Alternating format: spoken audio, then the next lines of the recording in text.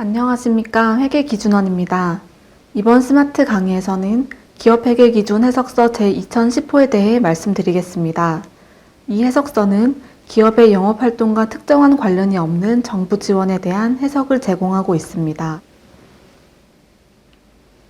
정부 지원은 일정한 기준을 충족하는 기업에게 경제적 효익을 제공하기 위한 정부의 행위를 의미하는데, 제공되는 지원의 성격과 부수되는 조건에 따라 매우 다양한 형식을 가지고 있습니다.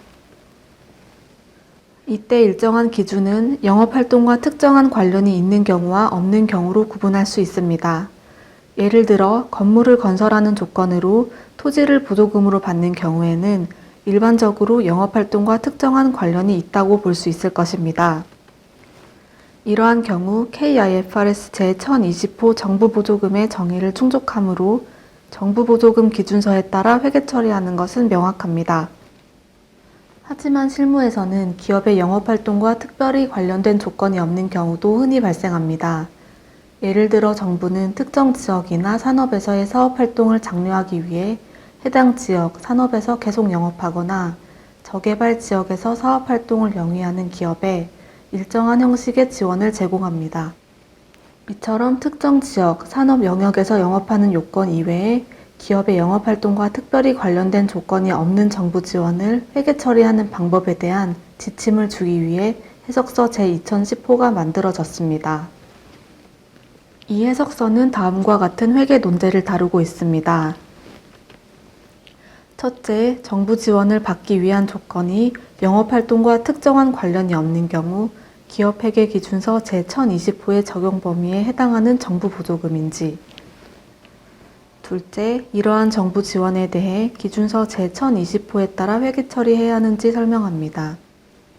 기준서 제1020호 문단 3에서는 정부 보조금은 기업의 영업활동과 관련하여 일정한 조건을 충족하는 경우 자원을 이전하는 형식의 정부 지원이라고 말합니다.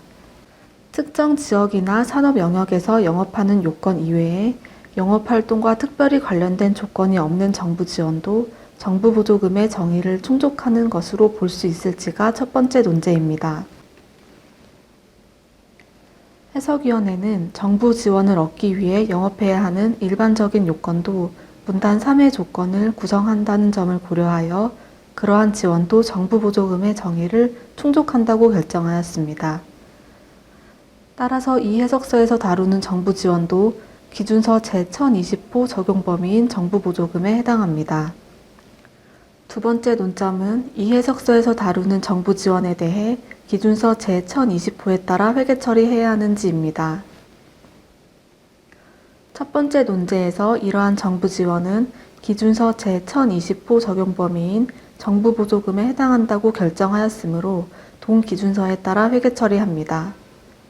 정부 보조금 기준서에서는 보조금을 주주 지분이 아닌 당기손익으로 인식하도록 하며 보전하려고 하는 관련 원가를 비용으로 인식하는 기간에 걸쳐 수익을 인식합니다. 이미 발생한 비용에 대한 보전의 성격이거나 관련 원가 없이 즉각적인 금융 지원 목적으로 지급하는 경우에는 정부 보조금을 수취할 권리가 발생할 때 수익을 인식합니다. 그 외 정부 보조금의 표시, 상환 등 정부 보조금 회계 처리에 대한 구체적인 내용은 정부 보조금 기준서 관련 교육의 내용을 참고하실 수 있습니다. 지금까지 기업회계기준 해석서 정부 지원, 영업활동과 특정한 관련이 없는 경우에 대한 핵심 내용을 말씀드렸습니다.